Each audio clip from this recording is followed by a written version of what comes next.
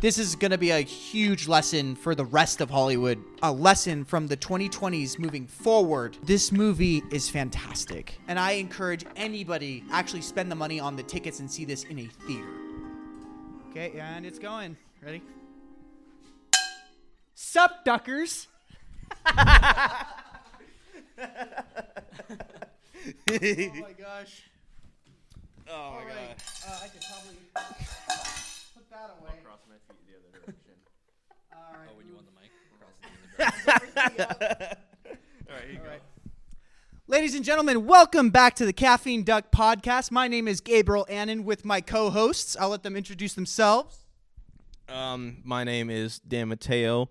You can find me on Spotify and all that stuff. I'm a music artist, and I'm also a podcaster.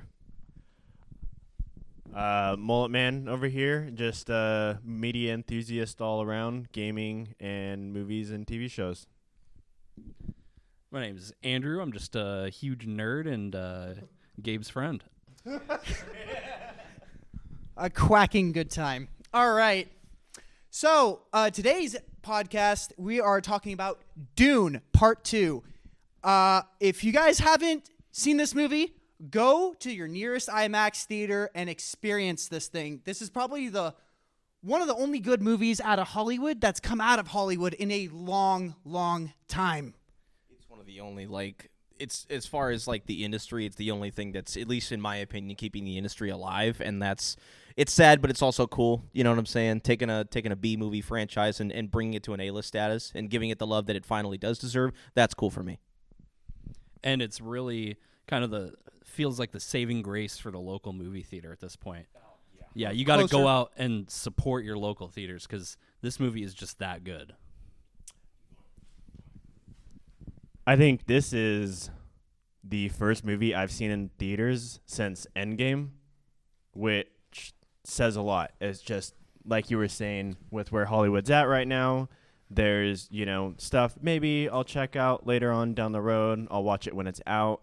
But finally, we have some protection coming out that is worth the money to go out and see in theaters, which hasn't been the case for a really long time. Yeah, popcorn and everything included. I think, what did we spend, Andrew, like $40? Yeah, it was like $40, $45. Yeah. I think the only mistake I made with this movie is that movie theater popcorn makes me sick. So it's like, oh shoot, we should have got actual dinner first. But the $25 ticket for an IMAX screening of this film was worth every single penny, every single one. The IMAX experience, or at least the Dolby Cinema, if you are an audio guy, this movie is loud. It's concert level loud. I think that's what you guys were mentioning earlier. Yeah, even if you're not a huge audio guy, which I'm not, the experience of going to the movie and it really feels like you're experiencing what the characters are experiencing with how the rumble from the low frequencies, it just feels good. Like it just shakes your seat. Yeah, and regrettably, I did not get a ticket to IMAX. I was on a time crunch. But even so, this is a testament to the AV department over that was doing Dune, the sound department. You guys are phenomenal because in a regular movie theater, it was still shaking floorboards and seats. So I can only imagine how it would be in an IMAX theater. And from being a producer and an artist and a songwriter, from the production side, feeling that 35 hertz of pure bass is something that I think is missing in a lot of movies, and I only found it back when I was watching Winter Soldier, back when it came out in what was that, 2014, and they had the what was it, RBX seats or anything like that, where the seats would move and stuff like that according to dude, it was really cool. But it's that and this movie that's only ever done that for me, and I wish that I would have spent money on this movie instead of Oppenheimer. I'm sorry. Yeah, I would actually agree. That's a whole different take. I mean, Oppenheimer and IMAX experience was okay, in my opinion. This is an IMAX movie. Dune Part 2 is the IMAX experience that we want. So from here on out, there are spoilers. So if you haven't gone and seen the movie yet, I would highly recommend it. Go out, buy the tickets. The seats are just getting full and full and full. By the time we picked up a ticket, Andrew, it was day before. It was like day and a half before. Day and a half and before. There was, 20 seats left? Yeah, barely anything. So it was stacked, but like even the IMAX theater layout, it felt like it doesn't matter where you sit in an IMAX theater. I'm not shilling for IMAX here. I have no affiliation, but but I would say it's worth every penny. Go see it. All right, let's get into the story.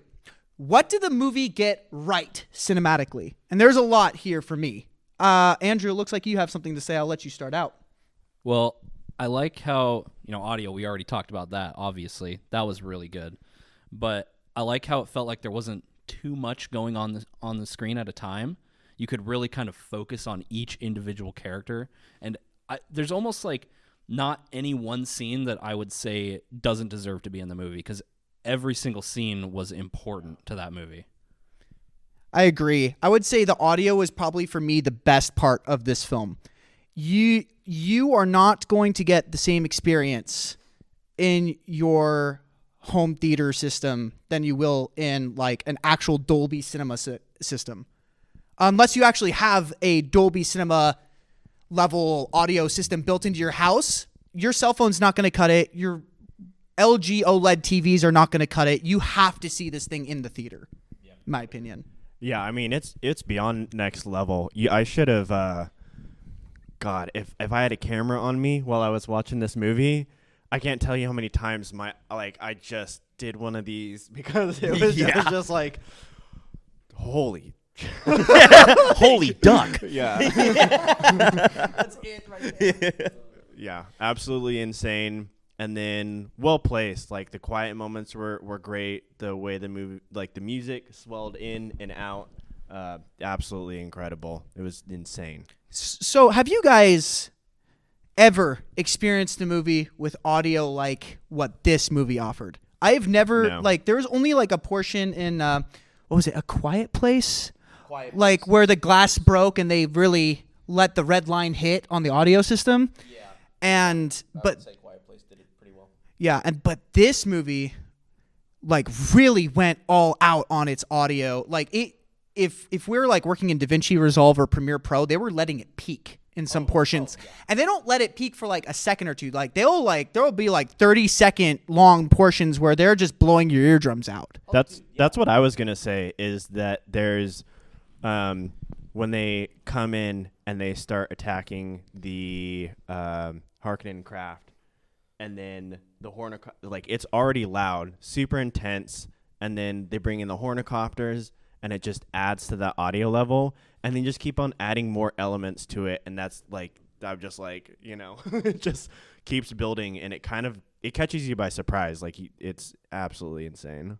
Yeah, and for my perspective, I can say, is because I know we're going to get to what the movie does right and wrong, and I can say from my perspective, I am not a like avid Dune nerd. I didn't read the books. I watched the original 1980s movie, so I can't comment too much on like the accuracy of how good it is to the books or the character studies and all that stuff. But what I can say from just a pure viewer's perspective and a pure cinemaphile's perspective, all the way down from the sound design to the costume design to the ship designs to the atmosphere to the environment, it's finally feeling like a breath of fresh air. I felt like I was in a new atmosphere in just about every single part of this movie. The character designs for the Harkonnens, absolutely amazing, terrifying, and almost like emotionless, especially with like how they had like the Harkonnen scouts when they would go and find the Sieges in the beginning parts of the movie, and how it was literally just a dome with like hexcomb on it. I was like, okay, that's crazy, and that's cool. And just the fact that there's not a lot of movies that are able to capture this. I think No Country for Old Men did this. I think Denis Villeneuve, again, when he did Sicario, captured this, which is why I love him doing this movie. But letting things not feel so fantastical that it takes you out of the moment of like the holy oh crap moments of like when the Harkonnens are just about to discover Paul Atreides' group of Fremen that he's running with in the beginning part of the movie, and just like how it really puts you in that environment of like, oh, these people are coming to kill me. You know what I'm saying? And on top of that, just the thematic elements of this movie, especially like when what is it, Fade Rava, the new baddie, technically the Prince of Darkness in this movie, when he has this initial battle in the capital of the Harkonnen homeworld, Gedi Prime. The triangle-shaped arena, the geometric like influences on everything. Everything has such a unique design and like original format to it. It's like goosebumps every time you see it. Especially, and I'll end with this: the Emperor's flagship at the end of that movie, the giant glass disco ball. That if you got the original establishing shot of his flagship coming in to set down on Arrakis, you could see as it goes over the sand dunes. Perfect refraction of the sand dunes and perfect warping coming over the panels. For me, I like started getting goosebumps because it like that movie gives me a sense of being taken out of reality and thrust into this one, and I think it's what we're missing in a lot of today's movies. Yeah, I would say that scene like really showed a sense of the Emperor's authority over the other homeworlds. Like he is wealthy enough to have a spaceship that reflects everything around him. Well, and definitely to touch on the uniqueness of each different group, I love how the Harkonnens and the Atreides and even the Fremen, each group feels unique. You know, their cultures are totally different from each other, and I thought that was really reflected well on screen. Yeah. Especially, Gabe, what you were talking about, how they shot the Harkonnen homeworld, Gedi Prime. Yeah. That was really unique. So this is a good segue into like the way certain settings in the worlds were shot. So Gedi Prime was really one of my favorite scenes in this whole film. I love the Dune sand worlds and the way it was shot. I do want to point out this one scene in the beginning of the film where they have the Harkonnens descending in their grav suits onto the desert floor, and the dropship is silhouetted by the eclipsed sun in the background. Dude. And that frame looks like a piece of concept art, like a painting. I was so blown away by like the level of artistry in the frame. And this is something that a lot of movies, in my opinion, are getting wrong nowadays about like CGI. They keep the frames ultra busy. This is something Avatar, the Blue Heathens, that they like. This is something James Cameron's got like an issue with. Like. Like this is like an issue that I think other films are having with CGI, is that they're overstimulating the frame. There's too much going on. There's not enough to soak in. Whereas Dune treats the frame like it's a painting, like it's calm, it's collected. You can actually take in the scenery that's going on. I do want to go back into Gedi Prime. So the way they shot this portion of the movie was they shot it in UV lighting. So what that means is there's actually a company for Fujifilms, Fujifilm cameras, like what my camera has, where they take the UV filter off of the sensor and it doesn't filter out the UV light when you take a photo. So everything turns like bright pinks, whites, more vivid blacks. It's a whole method of photography. The way that they use that to tell the story of Gedi Primes with the dark sun and the whole environment was something else. I never would have thought of using UV as a means of storytelling. Yeah. Not only were the different factions really, I mean, it makes me think of Lord of the Rings, where you're able to tell these factions apart so easily, but like also the amount of detail they're putting into them. But the biggest aspect of the detail that they're putting into these different factions correlates with another issue that we have in Hollywood, which is nowadays we have so much of tell, don't show, and this movie is a prime example of show, don't tell, almost to the point where you're missing out on so much information about the world because the OG story is just really so dense. But yeah, it's nowadays a lot of things are unwatchable because of just the insanely overt dialogue and the exposition. We're going to do exposition for everything.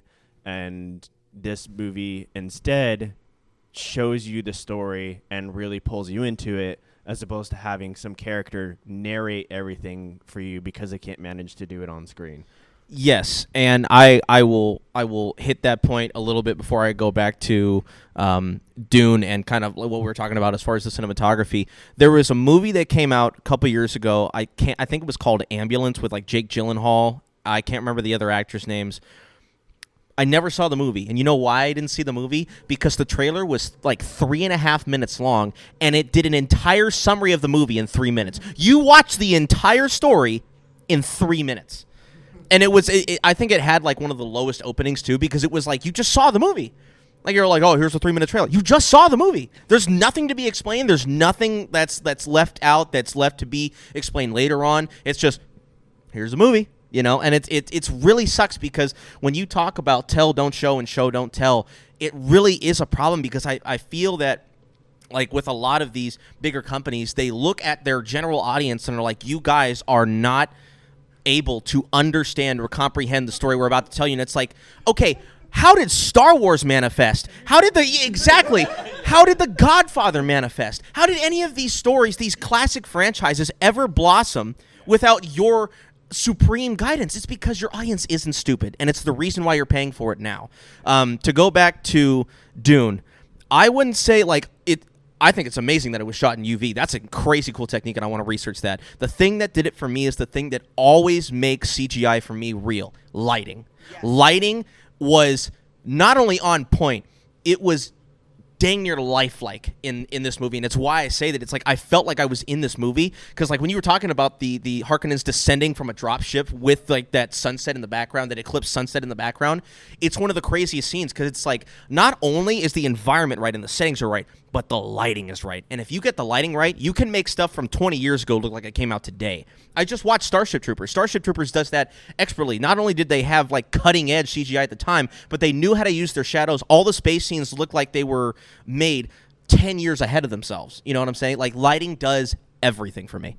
Well, and to touch on that even, it's hard to change what it looks like on a desert planet. Everything's the same. But they found a way to even make the desert look different just on how it was colored and the angles of the lighting. Yeah. I thought that was really impressive, especially that opening scene. They didn't do that in the first movie. Yeah, not No. at all. It's amazing. Yeah, I would say the storytelling in this movie, through its lighting alone, I was about to compliment the lighting that they went. I cannot imagine the extent that they went through to light these sets perfectly. Yeah. It was like a photo finish. Lighting artistry, like the way that they would silhouette people's faces, making sure that they captured the pores on the skin just right. It's not over, like the lighting isn't overly exposed. It's not underexposed. Like everything was shot picture perfect. I don't know who the DP for this film was. But that's a name that should be remembered as well. What's DP? Director of photography. So that's the guy that typically holds the camera and operates all camera functions throughout the set. Yeah. So they dictate like everything, like frame rates. Well, not just frame rates. I don't want to say it like that. They depict how the scenes are shot. Yeah. That makes sense. So for me, it's funny that my favorite scenes are actually the opposite of yours. I ended up really enjoying the Furman. There's quite a few scenes, but or the Fremen.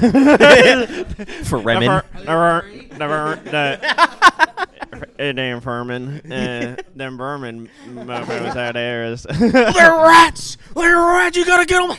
But the one handful of the close-up shots are absolutely out of this world, and then when Paul is doing the speech, like right at the end, when they have all those people, they're kind of doing the far out shot, and they've got the dark spaces, but you can still see how many people are in this sea of people in the dark spots, and they have these little pockets of light, and the top down shot, that just like top down over all the heads, and showing everybody's everybody. just kind of like a slightly different color of brown. It was just like I had the exact same takeaway of you, which was there's so many shots where it's like this is like a painting, or it really is it's a piece of art, sound and audio. Yeah, I would say like it really is kind of like, it's like watching, A New Hope and looking at all of the environments behind, because all of those were expertly done matte paintings, all of them. And so when you see that, except for like the actual constructed sets, it's just, from an artist's point of view, it's crazy. So the DP to Dune Part 2 was Craig Fraser. This man did an amazing job at everything controlling on the set with these cameras. Like, dude, you really caught it good. You did it so well. That man's a hero, dude. Get that man an award. Give him the medal. Exactly. Get this guy like in the Emmys or like whatever the rewards that the celebrities go to. Like, give this man all the trophies. All right. Let's actually move into the story a little bit for Dune Part 2. How are we liking this in comparison to the first one? How does it match the book? I know I'm like you, Connor. I never actually read the books. Yeah, no, my dad did when he was like in high school, but that's about it. I got like brief synopses of it when Dune Part 1 came out, and I'm very aware that the books get really weird eventually. I already know that like the Spacing Guild, if those were them at the beginning of the first movie, they weren't. Yeah, but they weren't worms though. So it was just like, okay, they're not worms. Which, like, not gonna lie, I'm okay with that. I'm okay with them not being worms, like the 70s movies depict them shooting portals out of their mouths. Well, I think they something. really had to kind of do that to better relate to the everyday person who maybe hasn't read the books, you know, because it definitely would look kind of weird if you're just like, oh, there's these worm people that guide all their ships. You know, the everyday person's going to be like, what? That's so out of left field. So wild. Yeah, no, but I think the way that they've been depicting the story on the silver screen, it's a little different from the books, but you can tell that the movies are doing the best they can to depict everything. Now, the books are a lot. There's a lot of content in the written stories from, oh gosh, I'm blanking on the author's name. Do you guys remember his name? Frank Herbert. Yeah. That's right. So Frank Herbert, and then eventually his son took over the later parts of the books throughout the franchise. Yeah, a lot of the spin-off books. I think for what they had going on in the story in comparison to the books, like you can tell, like I said, they're already depicting as much as they possibly can, and they're making the best use of their time possible. I felt like every scene matters to the story, and they're not trying to waste your time with it. Yeah. I have to. Yeah, I was gonna kind of touch in on them doing kind of the best they possibly could. I did a little bit of research after seeing the movie, and I really felt like the movie needed more time, especially towards the end. It felt like things were rushed a bit, and it's really intense. I mean, there's a lot to take in, but doing a little bit of research afterwards, the general speculation from people who are big fans of the books is that this is actually a series that's impossible to adapt and put into movies because it is just that dense. Oh, really? Yeah. Tons of people have basically said don't do it, don't even try it. There's too much information.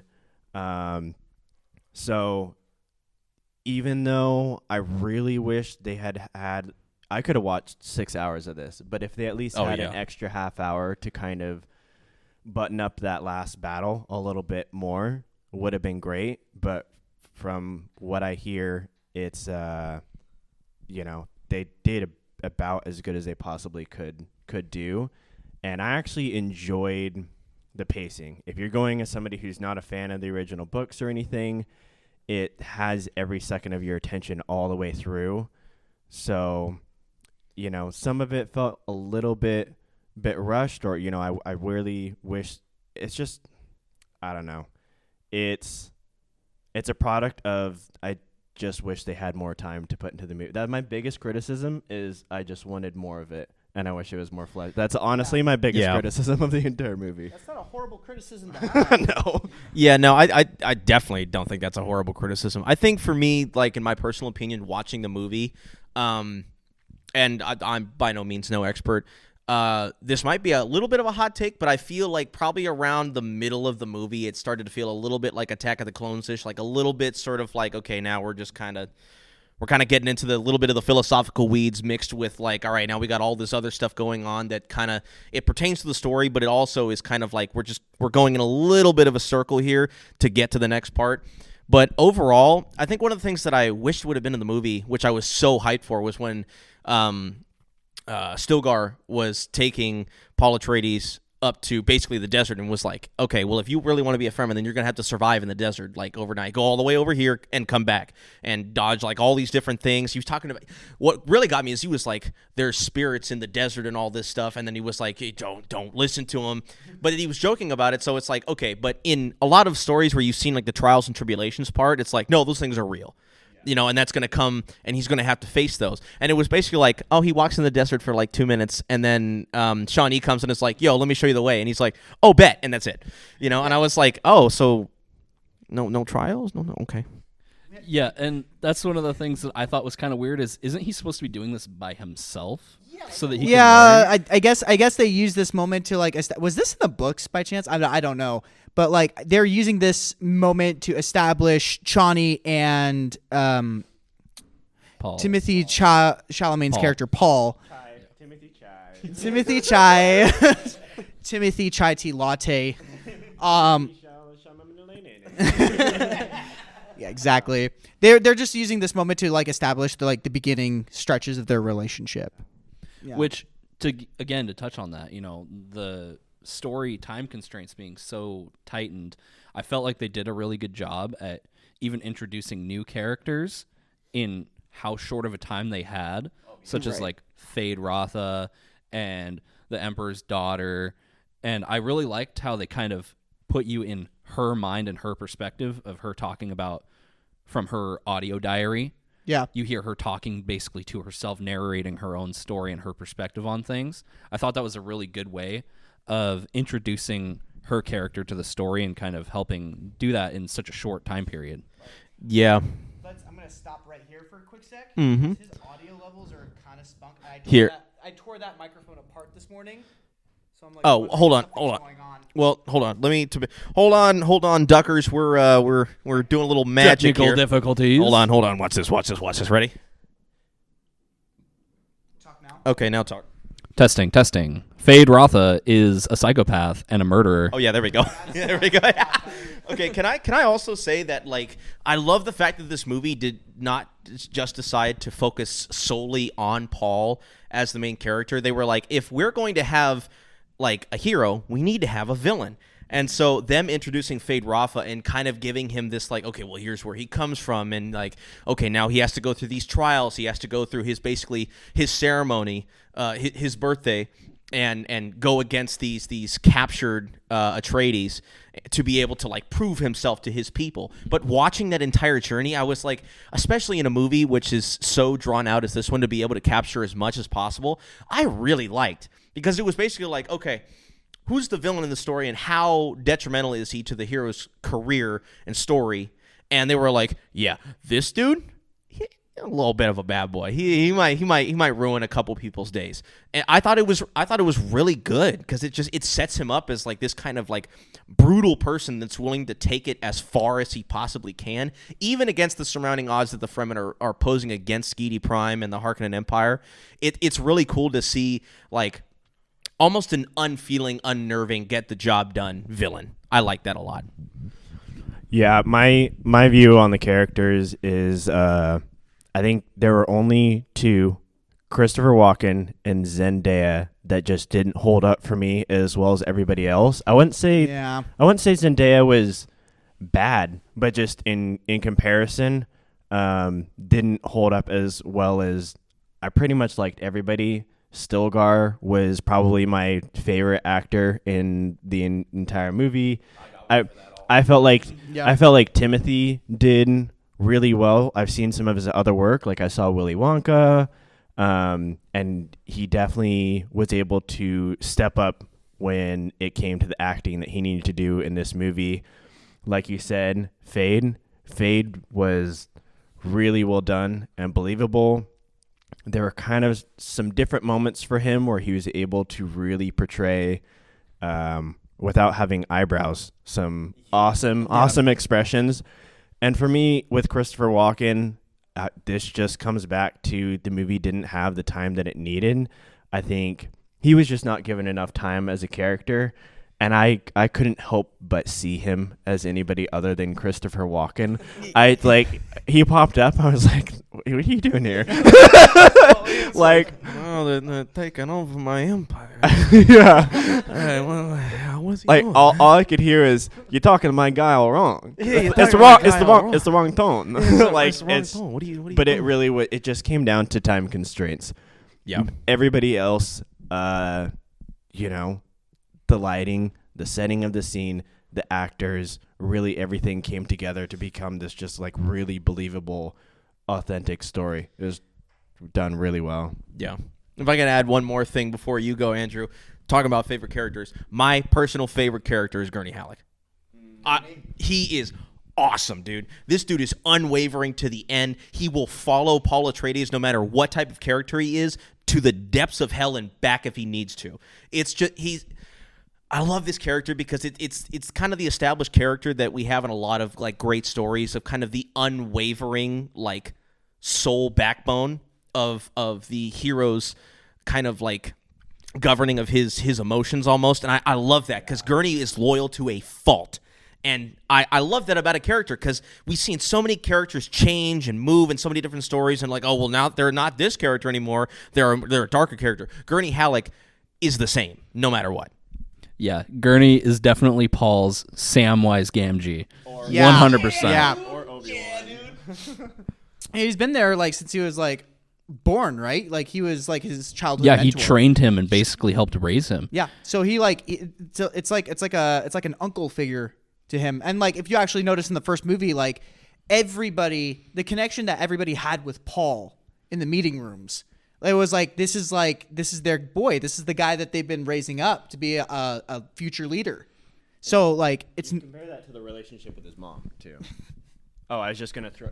okay, yeah. Just throwing that to you. We're both like a microphone at his face. Yeah, well, and speaking of Gurney Halleck, definitely great character. Yeah. And even in the first movie, they explain, he's one of the most feared swordsmen in the galaxy. Yeah. And definitely the scene where he reunites with Paul, that was also a big emotional moment in the very first movie, in the originals. And I like how it was very emotional in this one. Yeah. I would have liked to see a little bit more, but, obviously... He was really hard on Paul in the first film. Yeah, he was. Like when he was training him, for good reason. But he even references back to their first fight scene together. I would recognize your footsteps anywhere, old man. Yep.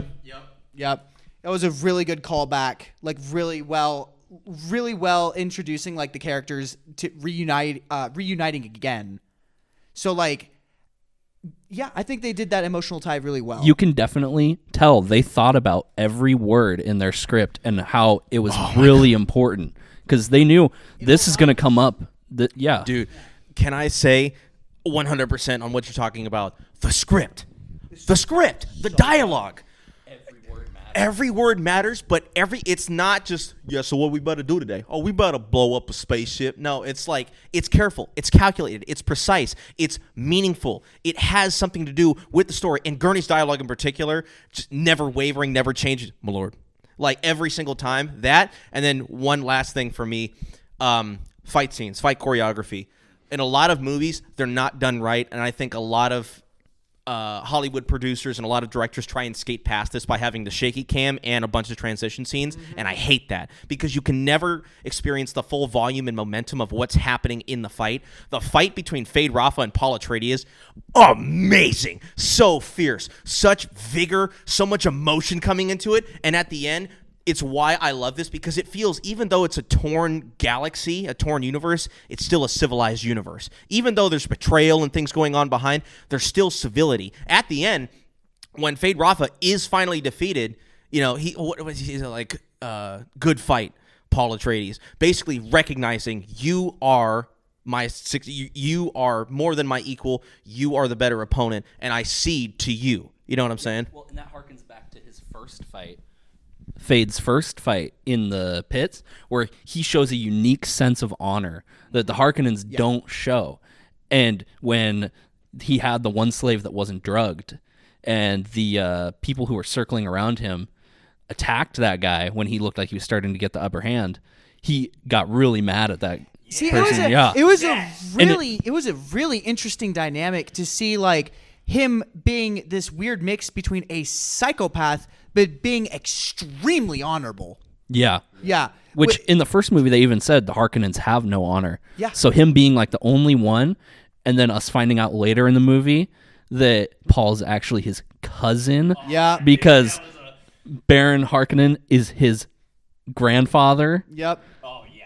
Yeah. It was That was crazy because I've never read the book. So I never read the book, so I was just like, excuse me? She's whose daughter? So that's his grandpa? Oh, that's kind of disgusting. Okay. Yeah, it was Yeah. very, very crazy. Yeah, I would say the script writing doesn't waste your time. Every word absolutely matters, and this is something that a lot of movies nowadays haven't been able to get right as well. There are like some portions of like movie writing, like Michael Bay movies are a prime example of this, where they're trying to be too leeway, too cool, and like it's like this thugginess in the talking, and then it just carried out by explosions. It doesn't work, and people want a little bit richer conversation.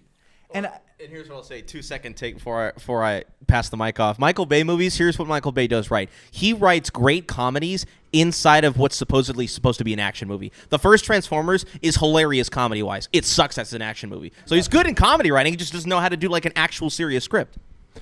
Yeah, I wanted to touch on what a couple of things that you guys said, which is you guys talking about the fighting. Minimal dialogue is needed.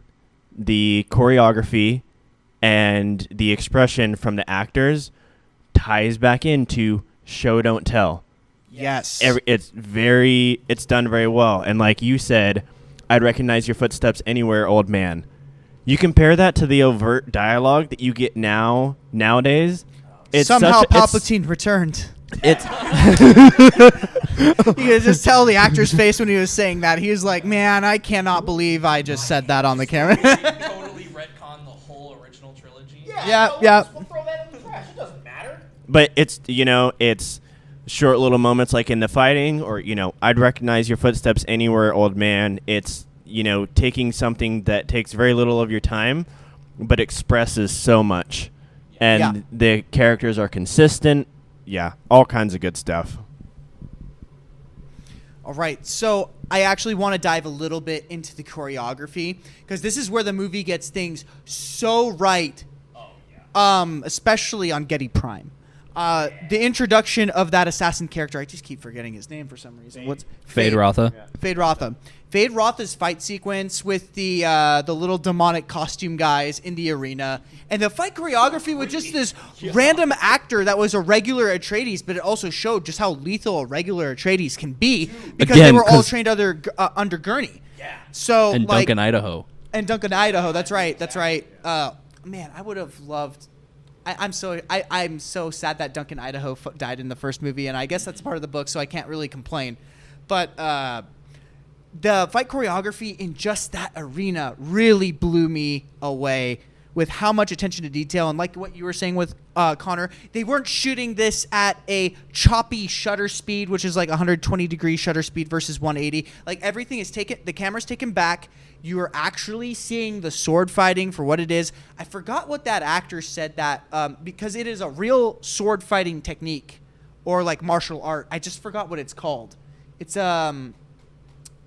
I don't want to say it's like a Mongolian or like an Indian style of knife fighting. I don't know what it. I'll figure it out later, and then I'll probably put it on the green screen. I think where the fight choreography could have been a little bit better was the fight between Gurney and the other big guy. Raban. Yeah, it should have been more than 10 seconds. Yeah, I felt like that deserved its own fight sequence. Yeah, I was gonna say, because in that scene when you were talking about where Paul Atreides is giving like his terrific speech and basically becoming a prophet before their very eyes, and in the middle, Shawnee's like, I don't even know what this is. It's not even your business. And Gurney's like, not having any of that. And he was like, dude, Robin killed all of my family. This is all of my business. Yep. You know what I'm saying? Like, and the fight scene, it really sucks because it's like, you killed all of your family and then you only did it in 10 seconds. I would have just like, let's sushi the dude. Let's just keep going. Let's just chop up like exactly. Because obviously Gurney Halleck is the most distinguished fighter in basically the known universe in this series. So for him to go up against Robin and basically being kind of like this monger of evil and destruction and kind of basically besting a lot of the other swordsmen for the Atreides household, Gurney Halleck should have mopped the floor with him progressively, incrementally over that fight. This should have been at least like a 1 to 2 minute fight of just complete systematic destruction. I want to add to that. I think Gurney should have had the upper hand in the sword fight the entire time. If I had like a 2 or 3 minute sword fight, if I were to do it, I would have had Gurney have that upper hand throughout the entire fight sequence, and he was just playing around with Raban. Like the fight scene at the end of the first movie? Yes. Where they even say Paul is just playing with him? Yes. Because he doesn't want to kill him. Yeah. Gurney should have been playing with him. Like, he didn't want to kill him yet. He wanted to make him suffer he and wanted realize. He should have showed just how weak Raban really was. It should have been a big emotional moment in the movie. Yeah.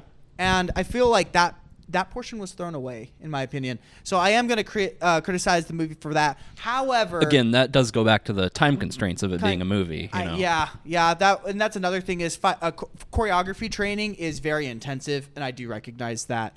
So I'm not going to pretend like that takes away from the whole movie. It doesn't. It genuinely doesn't. Like another scene that I thought was also really, really rushed was the siege on the Emperor's base or the temple. Yeah. The temple siege was like they had this 3-point intersecting battle plan where they're like riding the worms into the base, and then they're that was so cool from both sides. Oh gosh, the audio segment from the worms descending into the sand as the bad guys are coming in and they're launching the missiles, the explosions. God, all that was done right, but I felt like the end fight was kind of short. Yeah. Now, there's plenty of action throughout the entire movie, so I wouldn't worry about that, right? A lot of action going on during the mining portions where the Harkonnen was trying to mine the spice fields, and the Fremen wouldn't let them. This movie does not lack action whatsoever. However, the big fight, I would not have minded another hour of fighting during that portion of the film. I think that deserved its own 1 hour fight sequences. Time and time again, I mean, most of the flaws with this movie really just come down to we would have liked more of it. Yeah. But yeah, it's bittersweet. It's like that, is a bit rushed. I would have liked some more time with it, but something that is really so great about that scene is the work and the planning that they put into actually having some sort of strategy or a tactic. This isn't Game of Thrones where you're putting the catapults in front of the castle walls. This is, it's clearly, oh man, I've seen actors come out and admit on some recent projects that, we just kind of winged it. It's like, yeah, everybody can tell. You're like, we know. And we see. It's you can tell when they put in the planning and the work, and it really pays off in all aspects, and you can tell when it doesn't, Yeah. I would say one of the other things that I was like almost fanboying about in the movie is the weapons. The weapons in this movie are crazy. And for it feels almost like, especially if we were to have like time to develop and stuff, like this is probably at least, maybe like 200 to 300 years in the future as far as weapons design, but like the giant like spice harvester destroying lasers that just like cut through, I was like, that's so cool, bro, that's really cool. And then like the I can't remember the name of like the dragonfly copters. I can't remember what. Ornithopters. Yeah, ornithopters, bro. The gun that they have on those things, it goes wow, wow, wow, wow like that, and shoots like a shotgun blast. I was like, That is so cool. That's so cool, dude. Like, who would think of this stuff? You know, I actually think, I don't know this for sure, but that weapon that they had on the ornithopter, on the side gun position, I think that's based off an old weapon design called Metal Storm. Have you guys seen old clips of that in the early 2000s? It was it fired electronic bullets that would actually fire at a rate of like whatever they decided it would fire, because all the bullets would go off at once. Yeah, there was a weapons design that actually really used this in real life. And that, when I was watching that in the film, I was like, oh, that looks and sounds like Metal Storm. It didn't sound like a shotgun blast. It sounded like a million rounds moving out of the barrel at record speed. Like, you're gonna have to look that up and Yeah. throw it on the top screen. I will. That would be really cool. I didn't even know that. I will actually, and I'll even pause it right here, and I'll even get the sound in.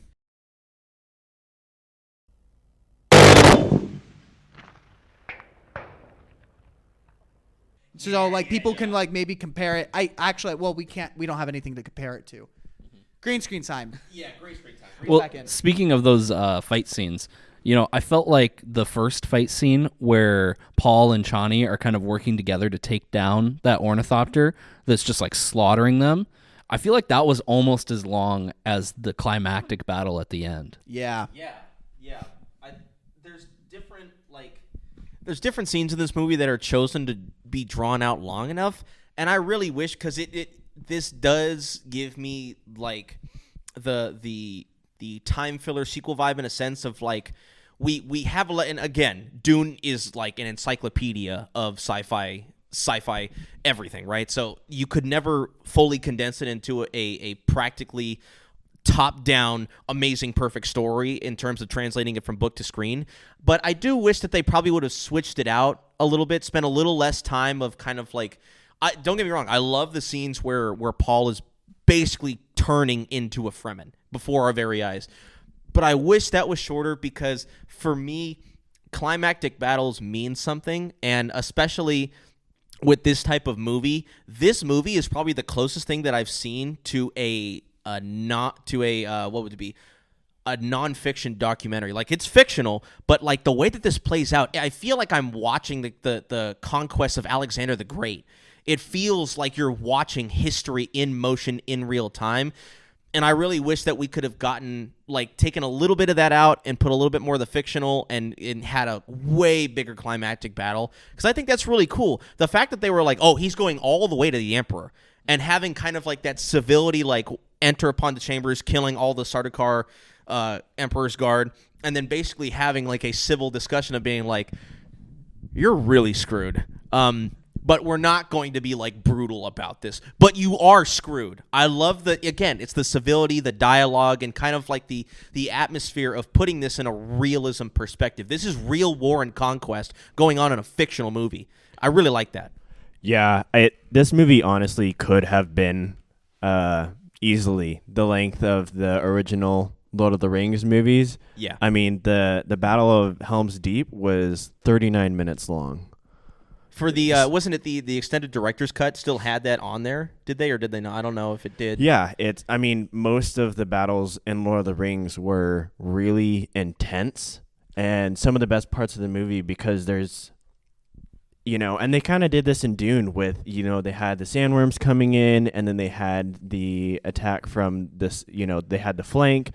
So all these moving parts, just like Lord of the Rings has these different movements, and even just within one battle, it's moving and changing, and there's a lot happening in one battle. It's not just point A, point B, and then done. And it looked like the battle was really well done, but it just needed more time, I think the movie really put emphasis on character development of Paul Atreides and his mother and the other characters from the Harkonnen factions. Not so much the Emperor and his daughter. They didn't spend that much time. But what I'm trying to say is the movie really tried making the use of its time and budget on character development rather than the fight sequences. Mm-hmm. Though what fight sequences we did get were very good. Impressive. They were very impressive. It was very chopped down. That's my only really critique. I think Dune Part 2 was well more than worthy of getting longer fight sequences. And I don't know if like if it's budget constraints. I don't know if it's like time constraints as well. But I think if they're going to make the third movie, and based on what we saw out of the ending, they're going to film the Holy War. I think if I can tell the director one thing, you actually should dump a lot into the fight choreography and sequences in the next film. The grand battle scenes should have a lot more screen time, and I imagine that it will. I can't wait. If they make a third movie, it's going to be so good. I imagine that it is going to have that because the characters are already established. We know who they are. They're a little bit more fleshed out in the second movie. And I agree, like the second movie to me is probably the best one so far in the trilogy. I thought it was better than the first one too. I really liked it.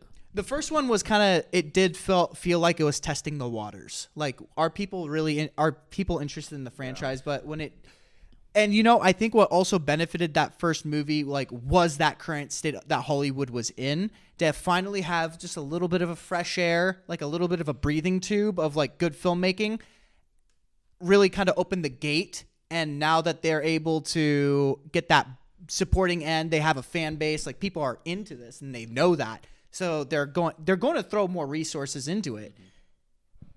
Doing that with this second film was a great idea.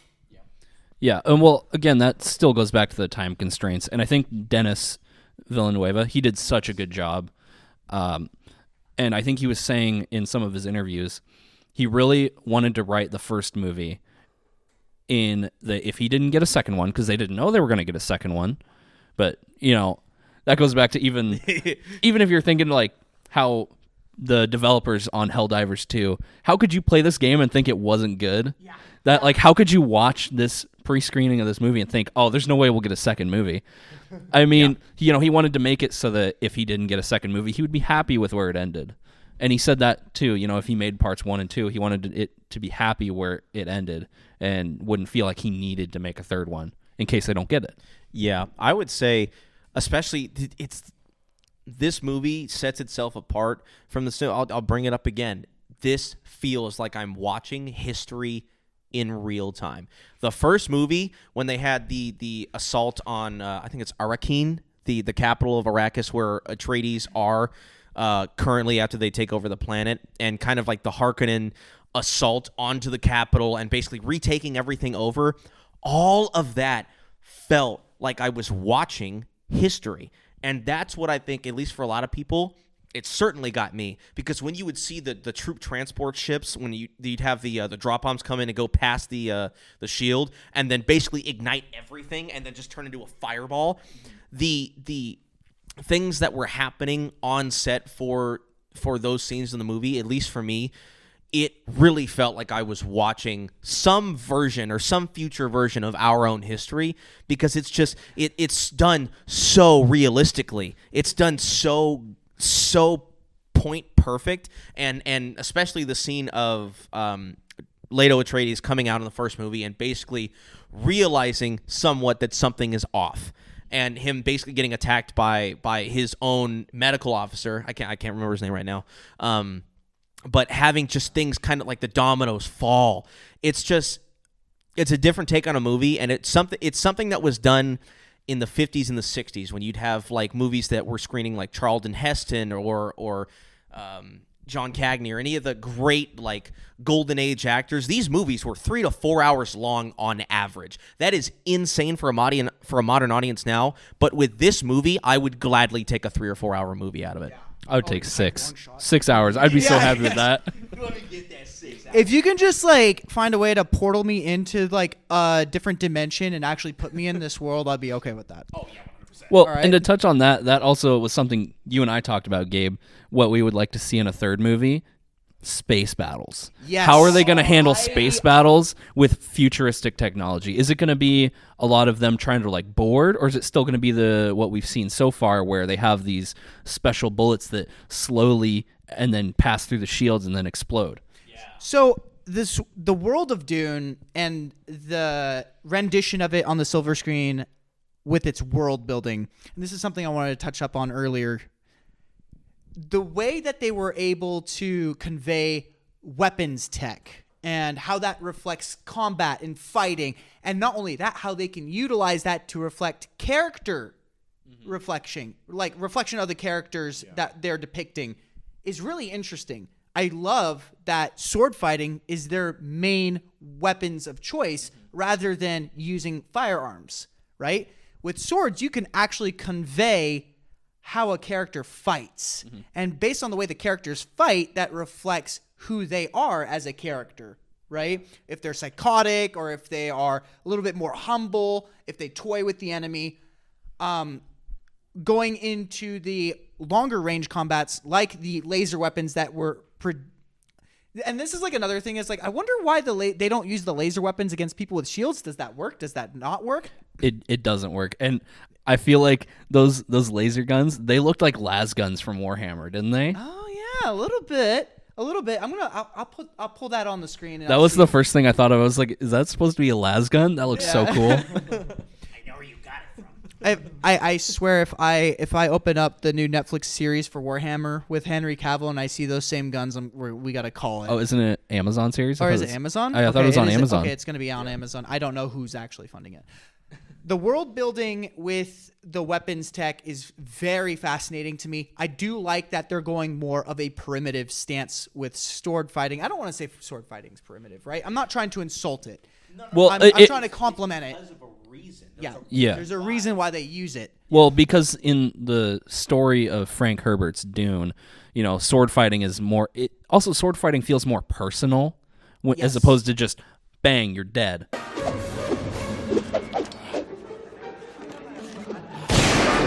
You know, sword fighting, in Dune is very personal, and in Frank Herbert's Dune, it's heavily influenced by Islamic religion and a lot of that time period of the Islamic conquest of the world.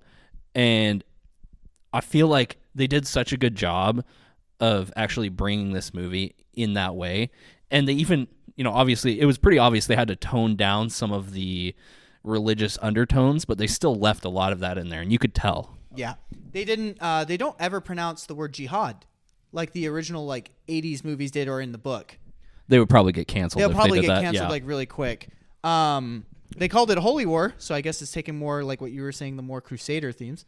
Yeah, I feel like they did that to more relate to Western culture. I think that's why they changed it that way. Right. The world building of their weapons tech, I hope, is very much reflected in the third rendition of the movie. If you guys are going to do space battles, I pray you guys do space battles. I'd love to see that. I'd love to see if they have special suits that can go into space and they board onto the top of the crafts. Yeah, dude. And I want to see if there's a shield tech where if it detects people on board, it zaps them and and they showed turns us them into that space dust. They showed us that anti-grav tech of the individual soldiers when the Harkonnens are coming the down. anti-grav tech is amazing. I love it because it's like when they do it, it's literally like, well, what would it look if we disengage gravity? That's exactly what it looks like. Just a slow and especially when the Harkonnen scouts are trying to get off the desert because somebody's placed a thumper and they're like, oh crap, we're about to get eaten. And so they start going on to these rock cliffs and start ascending. They basically just push off, and then it's it looks like the suspension of wind resistance and stuff like that, because that's literally the only thing as far as a zero gravity environment is taking out of the atmosphere. You don't have wind resistance, so you're just a constant object in motion. And I love how they conveyed that too, because it's literally whatever step that Harkonnen scout took was exactly how he was going to move midair, and then them kind of maneuvering across the rocks, and the lead Harkonnen scout doing this and kind of setting himself back upright and turning it off again. That was cool. And if I can say one thing, especially the sword fights, right? You wonder why, okay, why are we in the 20 whatever century it is using swords of all things, something that was invented since the beginning of time, during the Bronze Age is when we started really seeing a lot of swords and physical weaponry come into play that were not just hands and fists. Why are we going all the way back to the Bronze Age with this? And I'm not in Frank Herbert's mind, but what I can say is it's almost like the cycle of evolution, right? And it's like that concept, well, my dad can beat up your dad. Well, your dad, I got a force field. Well, my dad's got a force field. So now we're both back at square one, right? Yep. It's the ascension of technology being well, now we're too good for projectile weapons. We can't even, crap. Well, now we got to go back to blunt force weapons because the projectile weapons are ineffective now. It's so cool. It's a complete cycle, and I love like the way that they did it and kind of the reason why they did it. So in that scene, talking about that gunship with the metal storm gun on it, do the Fremen have shields? They don't use shields because the frequency attracts sandworms. The worms. Yeah. So that's why they explain that okay. in the first movie. In Arrakis, you can't use shields out in the desert because it attracts the worms, and that's why even when they're fighting outside of the city, the troops out there aren't using shields, but the troops inside the city are using shields. So if I rewatch the movie again, if I see Harkonnens with shields, can I call BS? Well, in that end fight, it was the Sardaukar. That was the Emperor's troops. Yeah, not the Harkonnens. No. I'm talking about like when they were mining for spice, and the Fremen were attacking them, and then they had. Yeah, the I don't think any of them used shields. You don't think none of them had shields on the scene? Yeah, well, because then remember when they go on top of the rock when they're escaping the sandworm, they go on top and they don't have their shields on, and then a couple of them just get sniped, and then they activate it because they're just getting attacked from all angles, and they're like, oh. They don't know what to do in this situation. Whoopsie. And I believe it's the year 10,196 in Dune at this point. I think that's the time. Yeah. I thought it was 91. Was it not? 96? No, I think it's 10,196. Yeah, it's like 8,000 years in the future. Who's counting? Who's counting? Dude, that would be crazy to be able to even get to that time period. Also, the design of the beams of the lasers that are coming out of both the Harkonnen weaponry, the Fremen weaponry, and how they differ in like color, shade, like circumference, width, all that stuff. I think it's really cool because there was a scene in like the first movie, right, where they're trying to use a laser cutter to get to the door to get to Paul Atreides after Duncan Idaho dies defending him, right? And they're using this laser, but it's such a small little minute, like the size of my pinky, just kind of like barely there, but it's cutting through solid stone. Yeah, like, Disney take notes on lasers. Yes, please, please. I also like the campiness of like Star Wars lasers. It's really cool, but I love again. It's the practical realization of what a laser would really look like. It's not this like bright blue or red or orange or green beam of light. It is a thin white beam of light because it's so powerful. The visible spectrum is just barely there enough for you to see it, and that's what I really like. It just shows you just how powerful these things are within a realistic sense. Like, oh, these things are so deadly and we can barely see them, but they're that powerful. Like, that's what I love about it. Yeah, definitely. The weapons and the world building is incredible in this film. I love the infighting between all the factions in this film. It really was building the tension. The Harkonnens had their own plan. The Bene Gesserits were kind of in a complete disagreement as to what they were wanting to do with this prophecy, because it looks like Lady Jessica kind of fully buys into it, whereas her leader... The Reverend Mother. The Reverend Mother doesn't completely buy into the myth, which is kind of interesting. Well, and she, thinks, well, there will be someone else. There's other prospects. Yeah. I really did not like Paul's mom by the end of this movie. So is that to the movie's detriment or not? No. I liked the way the character portrayed her. I thought she did a good job, but I just didn't like her personality. She went all in on, my son is basically the Messiah, and the first how movie she was playing dangerous that is. And she was very much so in the first movie, like, I'll do what I need to do to protect my family. And she made that promise to protect Paul to Duke Leto Atreides. And I feel like in this movie, after she took the water of life? Is that what they call it? Yeah, the piss worm water. The worm, like, piss water. The blue Kool-Aid? Yeah. I feel like she, and, that does change her character entirely in the books even. And, that they did a really good job of showing that shift, just that complete 180 of her personality.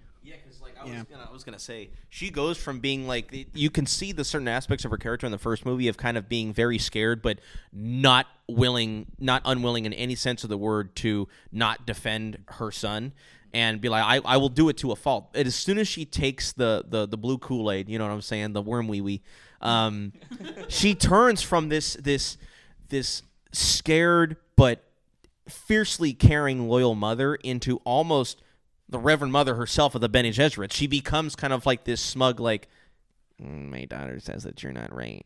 My daughter says that you're lying to yourself. And he's like, yo, where did mom go? Where did mom go? And she's like, mom's not here right now. Well, and when Paul's having that dream, and he's not able to focus, and I almost knew immediately. I was like, oh, that's his mom. And he's following her to the south, and she's leading him on this path of a holy war that's going to kill billions. And I thought the movie did a really good job at showing his reluctant hero syndrome of not wanting to go down this path that's going to result in billions killed. But eventually, at a certain point, he's forced. His hand is forced. He has to do it, or everyone he knows and loves is going to die. Yep. So he's got to pick the people that he cares about. Then he has to drink the worm wee wee himself. Should have died. Didn't. Zendaya's angry with him by that point as well. The whole Zendaya character dynamic was also really fascinating because she was his love, right? And by the end of the movie, like as you can tell, she has a poor relationship with Paul's mom. And by the end of the movie, like seeing Paul's ascension to the beginning of the Holy War. So because the factions don't recognize his ascension and they go against him, which to me, I'm like wondering if the third film's going to depict that. Well, hang on. Some factions are going to figure out, well, this whole thing is sketchy because we thought the entire Atreides family was wiped out. They're not. And why is one of them going after the Emperor? So that's one of my things, but I have there's something in my head that's telling me no, if there's going to be a third movie, they're going to explain that a little bit more.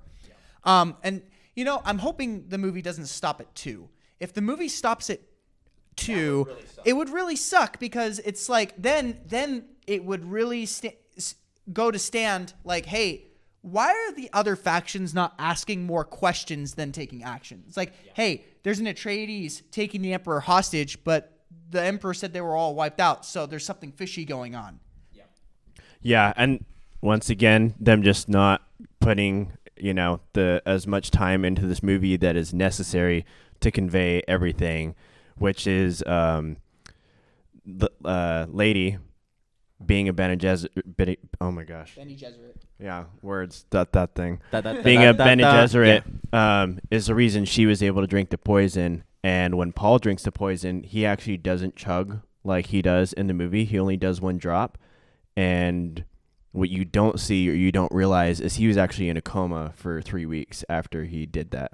And so there's all kinds of impactful moments that you miss out on a little bit. And yeah, I have to agree. In the next movie, I want to see more of the houses kind of come in, and I want to see more houses in the third movie for sure. Yeah. And then it would suck if the movie ended here because the ending felt so rushed. And if the movie was going to end on the second one, I would have loved a really good, long, extra half hour to that climactic ending. battle. Without a doubt. Yeah. I would say, to go back to your point real quick, the kind of the characterization of the reluctant leader is probably one of the best things because I used to hear this a lot from my buddies that were in the military, that the best leaders of men are the ones that do not want to be leaders because they are the ones that will be the most impartial because they don't want to be here in the first place, which is why I didn't really like a lot of Paul Atreides' character in kind of the first movie. I understood what they were going for, but I liked it in the second one because he's kind of like Jonah in a sense, like in biblical sense. He's a very reluctant leader and he doesn't want to do this giant task that's been set before him. But unfortunately, like you said, his hand is forced. And this is what I love about this movie, and it's a statement of kind of like the general vibe of the sphere of the entertainment these days is that, war is this bad thing and it should never ever happen, and if war does happen, it's incredibly bad for everybody. And it's like, yes, but your aversion to war does not make war inept. War is a reality. It's a brutal reality, but unfortunately, there will always be people on it, like just in a modern sense, in a realistic sense, there will always be people on this earth that for whatever reason, through our own rational minds will never understand, want to take over their portion of the world and want to be able to have their way of life imposed on other people. You will always have that. And I think what this movie highlights is the fact that, like, whether you want to recognize it or not, war is a reality and it's coming on your doorstep. And I think it's a broader statement for everybody at large here that's like, listen, there's real world repercussions to not standing your ground and to not having a good form of deterrence. And when you don't have those set in place, you are asking for open war. And it's one of the things that I really like about this movie, because it's basically like the entire time Paul's like, I'm not going to do this. I'm not going to do this. I'm not going to do this, until his hand is forced, because he is not at the point of being a fully fleshed out character of like, oh, wait, I have to realize that this is going to happen whether I want to or not. Well, and there was a point when Gurney comes back, right? And he shows him the nuclear stockpile of House Atreides. You know, he's like, oh, this is an option to avoid conflict, is I can aim it at the spice fields and then basically holding, you know, mutually assured destruction. You know, I'll destroy all the spice, and then now what are you going to do? Yeah, nobody wins now. There's no benefit. There wouldn't be no benefit to nobody. The nuclear bomb. So, yeah, I would say the story does a lot of things right. And some of the things I just really wish we had more time with this movie. I really wish this was like 4-5 hours. Nobody's going to sit through that long of a movie, even with a restroom break, right? But you know what? I will take what I can get. I really will. I think the film overall depicts the Dune universe. It's really fleshed out, and it's really deep, and it's really, you can tell by the way they're filming it, they're trying to be as thoughtful as possible. And, you know, that's something I need. We need more of that. We need more of that. I really appreciate how the director, I keep blanking on his name. Denis Villeneuve. Denis Villeneuve. Villanueva. Villanueva. Dennis the villain. Dennis the villain. You know, we're just gonna call you the Hero Nueva. Here, Dude, he is single-handedly saving Hollywood. Hollywood. Oh, yeah. Yeah. Yeah, to be honest, I don't even like the idea of saving Hollywood, but man, I think you should. This is going to be a huge lesson for the rest of Hollywood that I think they need right about now. Yeah. This movie is a real work of art. And with that being said, I think this movie is going to be a lesson from the 2020s moving forward for Hollywood filmmaking. This is probably going to be taught in film schools. What to do, especially this last decade of films, is going to serve as a lesson to what not to do versus what you should be doing. Yeah. MCU. Disney's. Sony. The MCU even just got so muddled there. I've stopped watching, honestly. I haven't seen the last like 10 movies. The last thing I watched was Endgame. Dude, I think we were talking about this when we had the podcast with Drake on, that last one, where like pretty much everything after MCU, except me personally, Spider-Man No Way Home, it's a pretty big fan service movie. You know, there's a lot of like, hey, we didn't forget about you, and I'm like, thank you so much. But it's not an incredibly amazing movie, but it's a good movie in my perspective. Endgame and that movie, nothing else afterwards. The only reason why I liked Multiverse of Madness at first is because everybody died. Everything after Endgame has been damn near abysmal in every sense of the word. And for what you said, Denis Villeneuve, I think he's French, right? I think he might be Spanish. It's Spanish or French. Well, I was watching an interview with him, and he had a very Spanish accent. okay, So. gotcha. You know what? I am sorry, Mr. Dennis. I will pronounce it later. But the one thing that I can say is single-handedly saving Hollywood. Yes, and for those of you that haven't watched it, I'm not going to spend too much time on this. You need to see one of his best movies that he's ever done before this, Sicario. Sicario, visually, thematically, philosophically, one of the grittiest, most hard-hitting movies I've ever seen. Emily Blunt, I'm gonna watch Benicio that del tonight. Toro. What? I'm going to go watch that tonight. Dude, it is amazing. When you watch, there's one scene, and I'm not going to spoil too much. They're going into Juarez, which, if you don't know, Juarez, Mexico, is one of the most dangerous cities in the entire world. It is crazy. But this entire sequence, it's philosophizes kind of like entering the belly of the beast, and it is nuts. It's one of the best movies ever. There's so many scenes of kind of like this like small fish in a big ocean type aesthetic of just going into the unknown, which is amazing. Sicario is one of the best movies that I've ever seen from Denis ever, and Dune is just an extrapolation of like, yes, finally somebody is like, screw everything else out there, we're gonna make a good movie. You know? Yeah, no, Denis is, like you said, saving Hollywood. I think I've already given out my thoughts on that, and actually, did you have any closing thoughts? Yeah, I mean, I'm kind of just in agreement with you guys that it's almost half a decade of movies that I'm not going to go out and watch. And since Endgame, this is the not only the first movie I've seen in theaters since Endgame, but one of the only movies I've gone out and seen. Yeah. It's just it's really, really good. Go see it. It's amazing for all the reasons that we listed. It's a good experience, for the cinema, but it overall is just a good movie. Yeah. I would say, even besides the gripes that we've all listed here, this movie is fantastic. There, no doubt, no shadow of a doubt about it for me. It's a real thoughtful rendition of the Dune universe. It respects the source material the best that it can within the time crunches and what we've been getting out of Hollywood so far. I don't want to say like we appreciate Hollywood films whenever they throw us a bone every once in a while. No, we shouldn't be doing that. I don't want to shill over to that notion. But this movie as it stands is genuinely a good piece of work.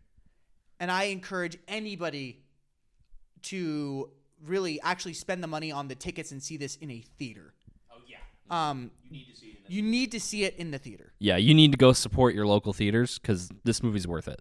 It's worth every second. Yeah. I actually had an interesting thought.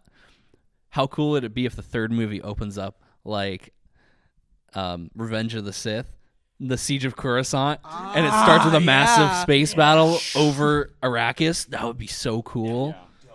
I would love to see them. I'd love to see orbital bombardments being used, as well as other notions. Oh gosh! Because at the end of the movie, they even show like some of the great houses showing up and saying we don't recognize Paul's ascension to the throne. Yeah. So it's like, what are they gonna do? I like the best move would be like start bombing, but at the same time, it's like, well, the Emperor's still alive. We can't just bomb the Emperor. We have to save him. Which is also going to lead to some questions. I have no doubt. I haven't read the books, right? So I'm just going to take a guess and a gander that there will be some factions out, some other houses that are going to say, no, the Emperor is sketch. We trust Paul, and people are like, no, Paul is sketch. We trust the Emperor. Because prior to if you go back in what happened with the Emperor's ascension, there was a war, and it was very similar in the same way that this war started, where it's the previous emperor didn't trust them, and so the I forget, Emperor Shaddam Carino is his name, and his family is allied with the Harkonnens and the Atreides, and their allies are the ones that are fighting the prior emperors, and they dethrone them.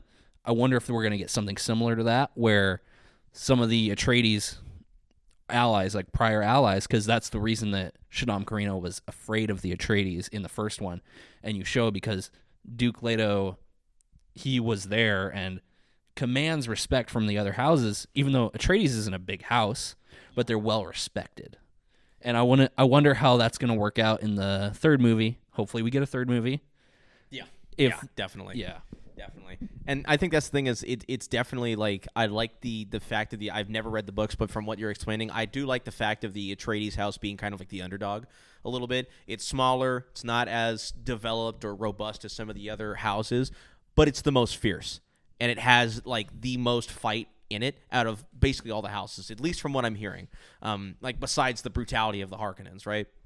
And I really like that fact, and I think after this, I'm probably going to be going like deep diving like YouTube lore as far as like Dune and all the other process, because I did that after the first movie and kind of like did a brief history of like the Spacing Guild and like how that came about. And it's just a really interesting universe. It's one of the most practical universes I've ever seen of like, this could happen. Space battle needs to happen. Space battle needs to happen. And I would love, like, just in my head of like seeing, I would love if this did kind of like a Hobbit 3 Battle of 5 Armies type thing. Like where in the opening movie, it's just like this low rumbling of like soundtrack kind of happening, kind of like this ominous buildup. And it starts with like a black screen, and it starts with the words of like, you know, the other houses have refused to honor your ascendancy, Paul Atreides. And then kind of like the establishing shot is him just looking out over the balcony of where they were in, where they took down the Emperor's champion, which is Fade Rotha, and having him basically like, what are we going to do? And having like that decision play forth, and then having basically like an all-out assault on the ground, and kind of like having that stretch between that and then being like orbital bombardment starts happening, right? Because the other houses are like, oh crap, oh no, yeah, there's a lot of good people out here that really know how to fight. So they start orbitally bombarding, and from there it turns into, now we're going to transition into Revenge of the Sith. We're going to go into the battle over Coruscant, and we're going to have these fighters take off from the ground and basically slingshot into space and start taking out all of these flagships and corvettes and cruisers. I think that would be amazing. Well, I think it might open like that, because at the very end of the movie, Paul tells Stilgar and Gurney, take the fight to them, and they are loading up on the transports, the troop transports, and they're leaving the planet. So I feel like it will probably open up much like Revenge of the Sith, a space battle. I wouldn't be surprised. I would like to see Stilgar and Gurney flying through space, Yeah. I think Gurney is actually more of a capable pilot. So what was it? What was his other trainer's name? Not Gurney. It was Duncan Idaho. Duncan Idaho was flying a spacecraft in the first movie that was taking these ridiculously sharp turns and whatnot. So these things are already fast, agile. Space combat's not going to be the same, and it's like I want it to kind of feel like the Ornithopters. I want the spacecraft to really feel like they're spacecraft from the future, and I really want the space combat to reflect the rules of engagement and combat that we already see in the first 2 films. So I'm looking forward to that. And I wonder how long they'll be, like space battles, because if you look at the way warfare is in real life, you know, it's only gotten shorter because of how effective weapons have become. Yeah. I wonder if space combat will be like how it's described in the Halo books. It's described as long range, short engagements. And I wonder if it's going to be like that. Yeah, I wonder if it's going to be like that, or if it's going to be a lot more, up close and personal. You have to board the other people in order to destroy them and beat them. Yeah. Because of like the shield walls and stuff like that, I think that would be really cool. Yeah. I want to know, does Paul marry the princess in the books? Does that actually happen? So he is going to marry her. I believe so, yeah. I want to know what the predicaments that are leading up to that. I guess I would have to look up the books, but then again, I'm kind of enjoying the movies so much. It's like, I don't want to spoil it. Oh, what do I do? Well, again, with him being a reluctant hero, he doesn't want to abandon Chani. He doesn't want to leave her, and he even tells her right before he has the interaction with Fade and the Emperor. I love you with every breath of my life. I think he says something along the lines of, I'll love you as long as there is breath in my lungs. Yeah. Okay. And can I say, one of the things Tiffany Chalamet, califragilistic. I used to look at him as an actor, and I was like, this dude's a little bit out there. But there's this great Netflix movie, and that's saying something, because Netflix, you guys just screwed something up recently that we're going to talk about at some point on another podcast, Last Airbender.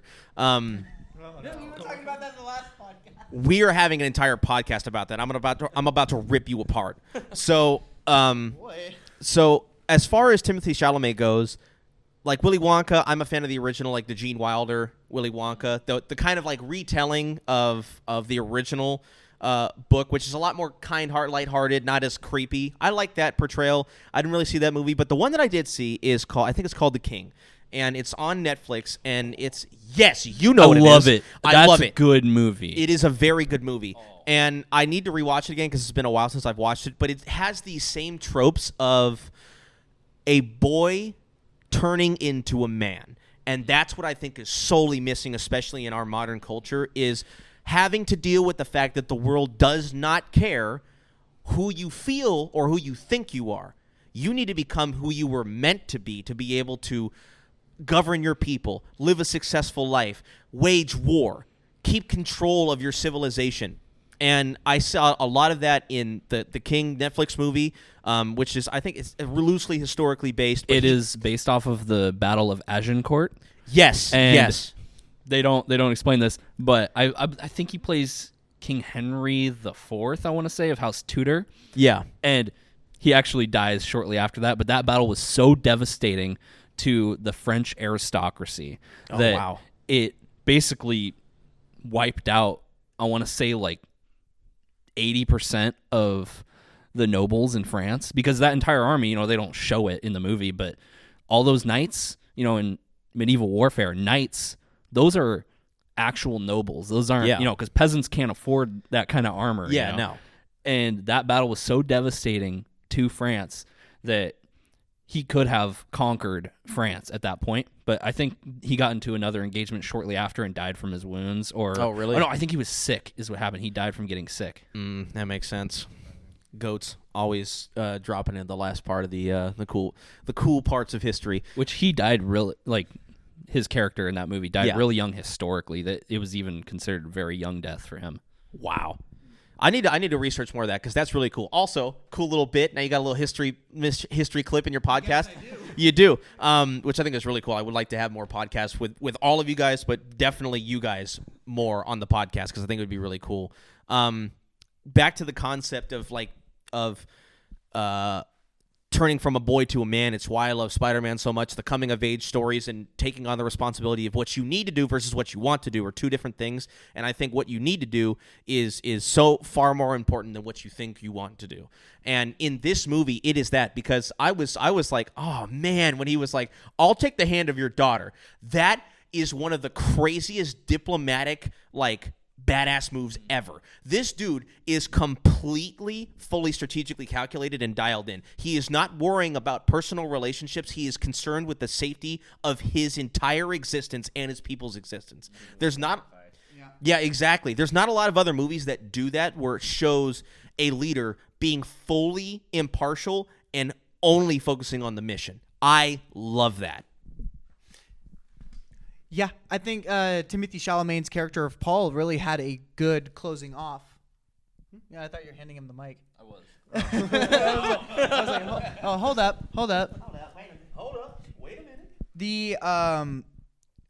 The character arc with Paul is, I would say, it very much ties in. This the whole series thus far felt like I'm not watching a sci-fi. It felt like I'm watching a tale of legends, a mythological tale. Yeah. And that's something I really, and it wasn't over the top sci-fi, because that's actually one theme I'm sick and tired of with the movies. It's like, I do love Star Wars. I like I like Star Trek, but I don't like that too sci-fi feeling. Dune doesn't do that. It feels like the technology that they're showing off on the screen could be real. And it, from a practical, from gritty sci-fi. Yeah, yes. Gritty sci-fi. Yeah. And that's and the way that they depict it, also merging in as it's a religious tale. Mm-hmm. It really homed in on that. I think it really did a good job. Yeah, to hit on your point, Star Wars almost completely went in the opposite direction with, we're gonna hyperspace jump through a ship and we're gonna explode it, and then Emperor Palpatine lifting up all these a death. Oh yeah, he's like, look at all these ships, and it's it really, you lose the meaning of everything. And one of the funniest things I heard somebody say one time is that Merry and Pippin had more training than Rey. Yeah, dude, seriously, yeah. Dude, and they just did that recently with another series. It's Avatar. They just did that with another series. We'll talk about that another time. But yeah, dude, it's you need to have this development, this whole idea of just some characters just knowing how to do it. It's the same thing as going into an industry. The people with the talent aren't the ones that succeed the most often. It's the ones that work the hardest, talent or not. And if you just say a character has this, and that's it, and they're just OP off the gate. It's like, well, there's no meaning behind that. They're just OP. Unless you establish it through like historical analysis that this person has always been, or like at one point they had to mold into this. But you still run into that problem of you have to develop it at some point. You have to be able to show the progression of even somebody who is OP, that is like a god in their own right. You have to show how they became that. You can't just say that. You know what I'm saying? Yeah. Yeah, exactly.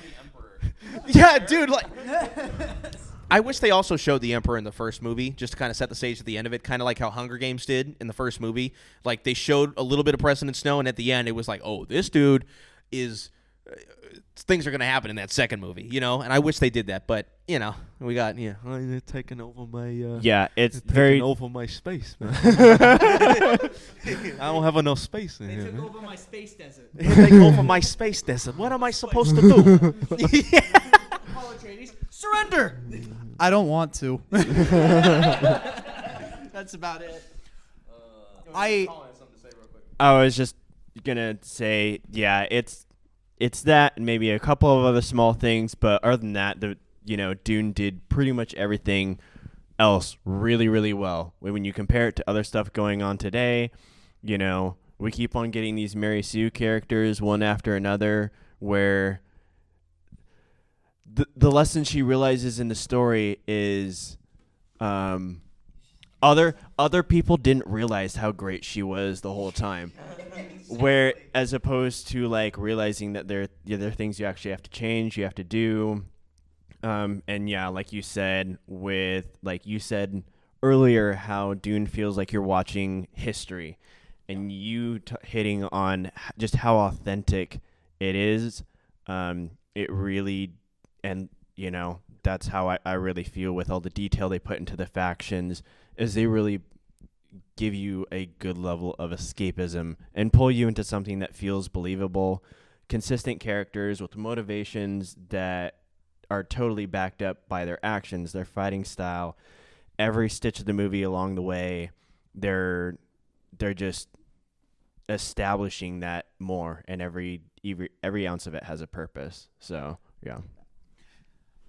All right, we're closing in. Final thoughts on this movie, or closing thoughts that you guys might have. Well, I would like to say, I think let's not even look at Dune in comparison to the rest of Hollywood. Let's look at it in a vacuum. Is Dune a good movie? No, it's a great movie. Yeah, 100%. I would say, like, as far as this goes, again, we've been talking about the breath of fresh air that this movie conveys to the rest of its modern audience. It's the reason why, at least for all of us, we got back into the movie theater. So if you wanna have people back physically experiencing things, theaters, going to the movie theater used to be an experience. It used to be like oh my God, we're opening presents on Christmas. And type this thing. was.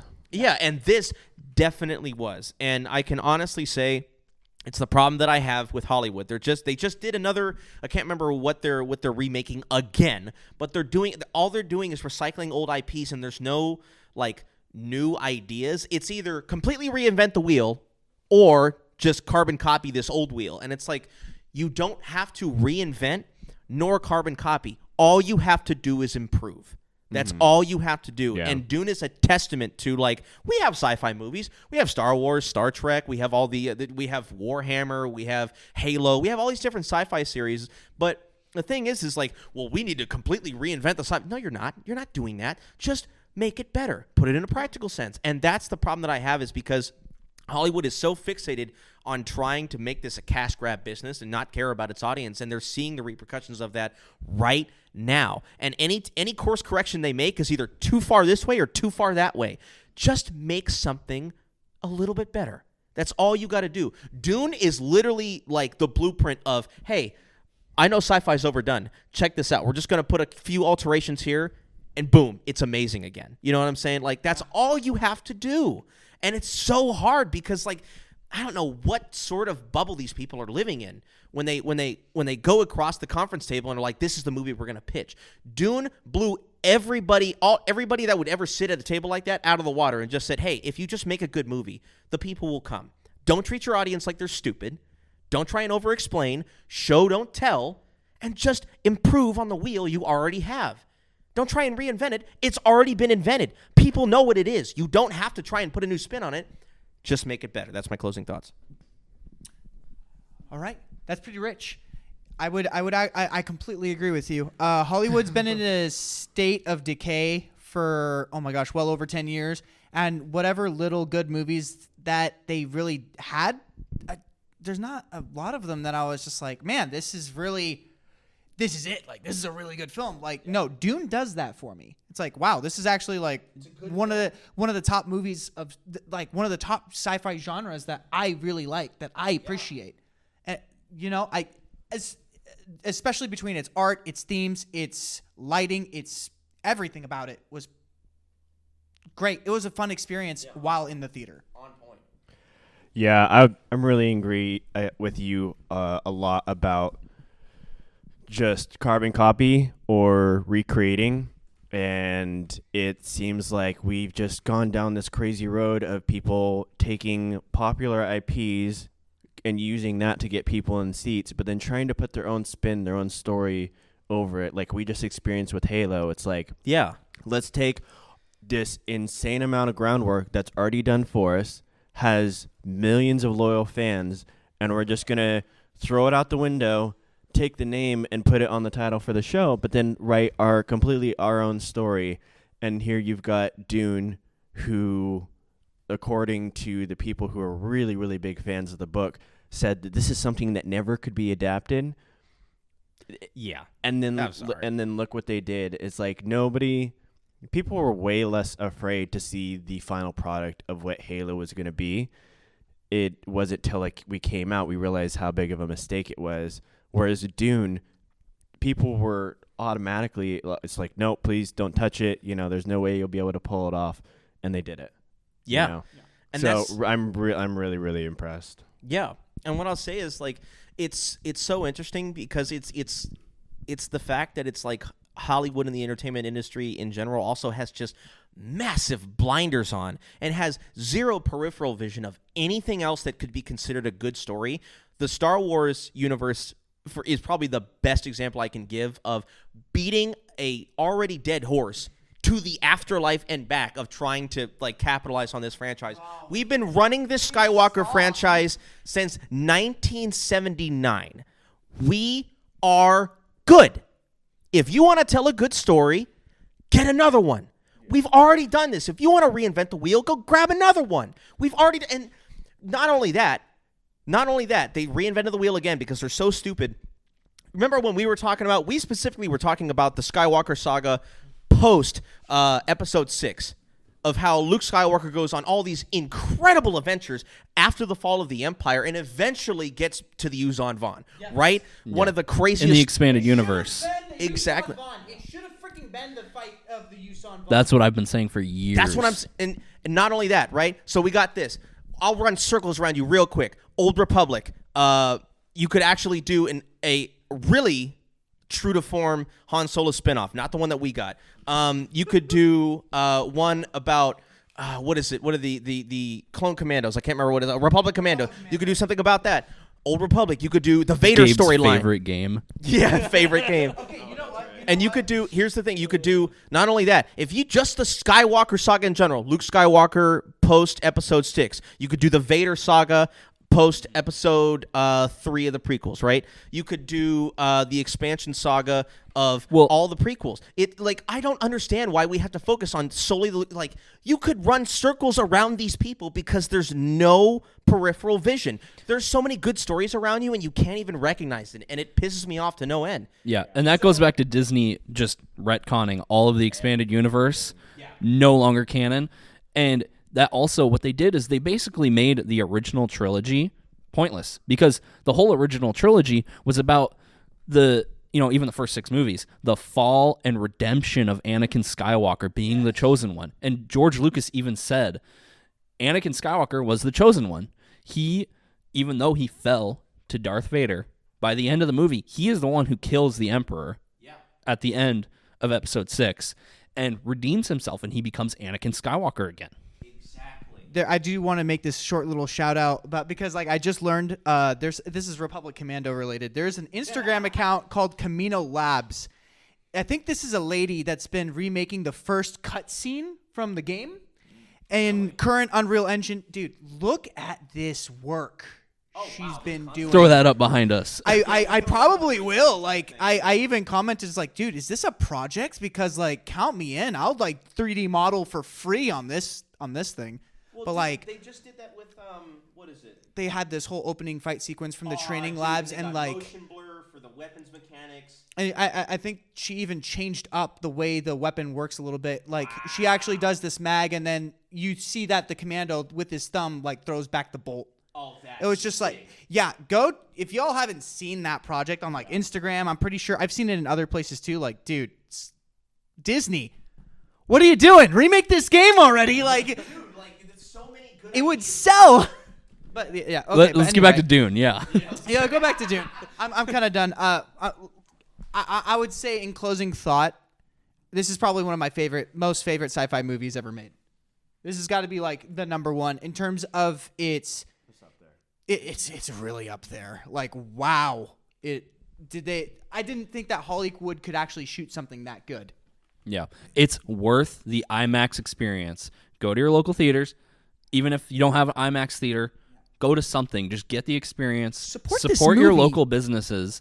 And this movie, I mean, Denis Villeneuve deserves to be supported with this, I think. I think it deserves a third. I think we need a third movie, and I think Dennis needs to direct it, and I think this is a step in the right direction. I don't know if Hollywood. I hate to keep dissing on Hollywood, right? But it's kind of yes, 100%. Yeah. 100%. This needs to be a learning lesson for you guys. Like, stop turning everything socio-political. Stop turning everything to trash. Stop trying to do cash grabs. Stop letting the corporate suits direct the movies. Let the artists handle it, and the people will come. Couldn't have said it better myself. Yeah, my closing statement, I'm just going to agree with him. Like I said, that there's only one other movie that I really felt like needed to be seen in IMAX. Didn't really hold up for me as much as far as like plot and story goes, but Avatar was insane to see in theaters. The visuals and the audio were really good. The scale. This is probably one of the only other movies that I've seen, like especially since it's out right now. Go see it in IMAX. It is an experience. Is what it is. Yeah. All right, crew. I would say that wraps up our Dune Part 2. Don't forget to like and subscribe. Follow us. We have a special guest coming on next week. It's one of the concept artists from the original Halo games 1 and 2. His name is Eddie. He helped design the OG Mjolnir armor from Halo 2. Yeah. So we're going to get his thoughts on the current state of the Halo franchise and actually go over his career, because his career as a concept artist is actually fascinating when I was talking to him. So hyping you up, Eddie. I'll give you the list of questions that we're going to ask. Get ready to prepare. Yeah, man. That's it. Good night. Just say one last thing. We'll put all of our socials, if you guys want socials, in the comments. We'll put it to all of our Instagrams and stuff like that. Go and follow us all on Instagram on there. Get some regular updates. I'll start posting some stories on mine. I know that Gabe will do it the same here. We're really trying to grow this as much as possible, and I think as far as we're concerned, I just met these guys not even too long ago, but I want them here for as long as they possibly can, because Hollywood in general and the entertainment industry, everybody that has the power now has failed us in terms of giving us a new generation of storytelling, and it's up to people like us and you in the comments and in the other different spaces in YouTube's and the underground scene to be able to take storytelling to new heights and to ascend past the eras of redundancy and recycling and just overall boredom. Really. And so we would really appreciate all your help in the comments. I know we're going to get a Patreon going here within probably the next couple weeks. We would love to start doing some live streams, but all that stuff will come in time. Just know, tune in for the next podcast. This next podcast is going to be insane. All right, I love you guys.